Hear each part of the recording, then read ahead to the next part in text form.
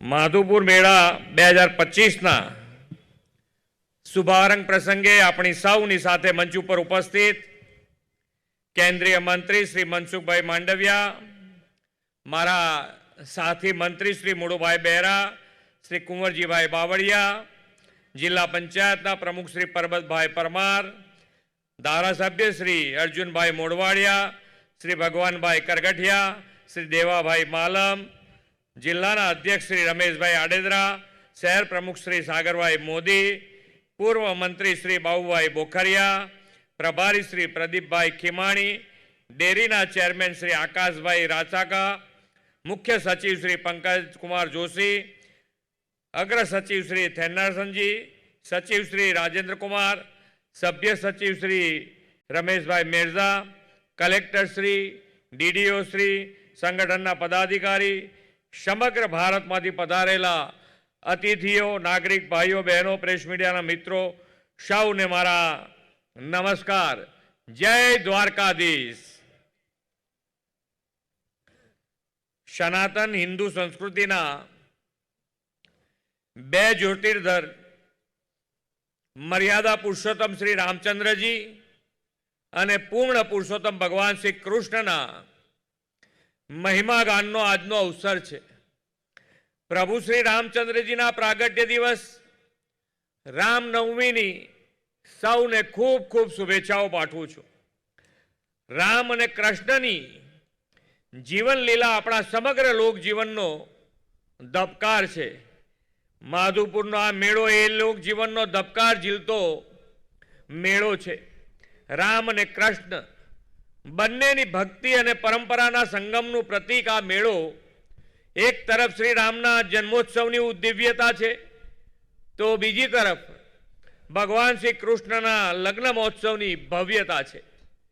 પશ્ચિમ ભારતના દ્વારકાનાથ ભગવાન શ્રી કૃષ્ણના પૂર્વોત્તર રાજ્ય અરુણાચલના રૂક્ષ્મણીજી સાથેના દિવ્ય વિવાહની સ્મૃતિમાં દર વર્ષે રામનવમીથી આ મેળાની ઉજવણીની શરૂઆત થાય છે.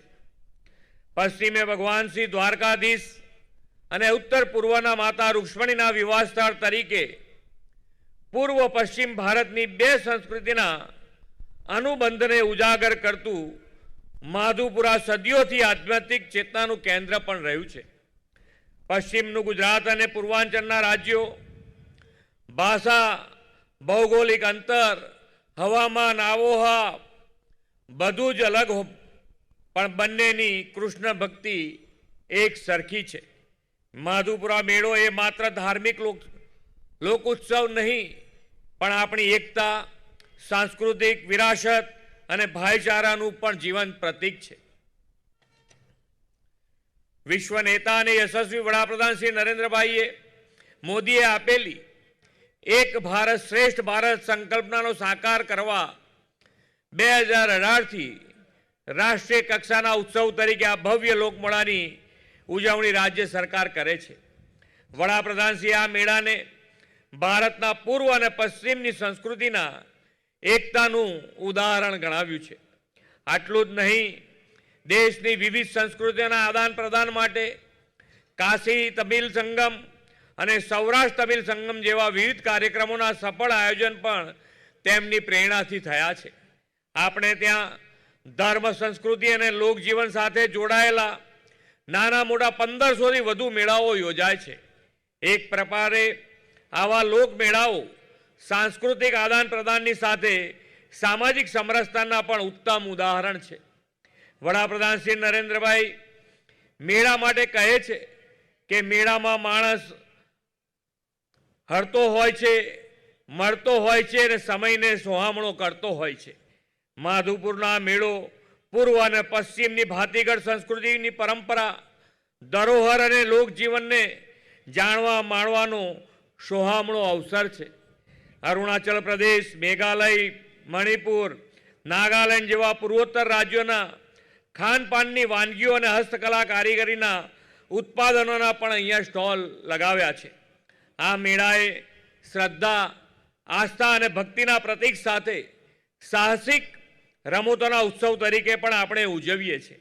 માધુપુરના રળિયામણા સમુદ્ર તટે બીચ સ્પોર્ટ્સનું આયોજન કરવામાં આવ્યું છે અને રાજ્યના વિવિધ સ્થળોના 600 જેટલા પુરુષ મહિલા ખેલાડીઓ આ રમોત્સવમાં વિવિધ 6 જેટલી રમતોમાં ભાગ લઈ રહ્યા છે. મહાત્મા ગાંધીની જન્મભૂમિ પોરબંદર, સોમનાથ, દ્વારિકા અને માધુપુર એમ આખા આ વિસ્તાર બેસ્ટ ડેસ્ટિનેશન ફોર ટુરિઝમ બની રહ્યો છે. રાજ્ય સરકારે અહીં ટુરિઝમને વેગ આપવા, ટુરિઝમની ઝડપી સરળ કનેક્ટિવિટી આપવાનું પણ આયોજન કર્યું છે. માધુપુરા આવવા માટે એર કનેક્ટિવિટીઝની સુગમતા મળે તે માટે પોરબંદરના એરપોર્ટનો વિસ્તરણના કામો માટે આ વર્ષના બજેટમાં રકમ ફાળવી છે અને અત્યારે મુંબઈ પોરબંદર ફ્લાઇટ પણ શરૂ થઈ છે. સોમનાથ દ્વારકા એક્સપ્રેસ વે તરીકે વિકસાવવાનું પણ આપણું સરકારનું આયોજન છે. રૂક્ષ્મણી માતા મંદિર પરિસરમાં ₹30 કરોડના ખર્ચે તૈયાર થયેલી સુવિધાનું આજે લોકાર્પણ થયું છે. સાથે સાથે બીચ ડેવલપમેન્ટ એપ્રોચના રોડના 11 કરોડના કામો પણ પ્રગતિમાં છે. આપણે આ સમગ્ર સ્થળ ટુરિઝમ ડેવલપમેન્ટ માટે હોલિસ્ટિક એપ્રોચ સાથે આગળ વધી રહ્યા છીએ. વડાપ્રધાન શ્રી નરેન્દ્રભાઈ મોદીએ વિરાસતો જાળવીને વિકાસની સંકલ્પના દ્વારા વિરાસત બી વિકાસ બી સાથેના વિકસિત ભારત 2047નું આહ્વાન કર્યું છે. આપણે સૌ આવા મેળાઓ અને લોક સંસ્કૃતિની વિરાસત જાળવીએ. કેચ ધ રેન, એક પેડ માં કે નામ, સ્વચ્છતા અભિયાન જેવા સસ્ટેનેબલ ડેવલપમેન્ટના કામોમાં પણ સહભાગી થઈને વિકસિત ભારત માટે વિકસિત ગુજરાત બનાવીએ એ જ અપેક્ષા સાથે વિરમું છું. ભારત માતા કી જય. વંદે માતરમ. જય જય ગરવી ગુજરાત.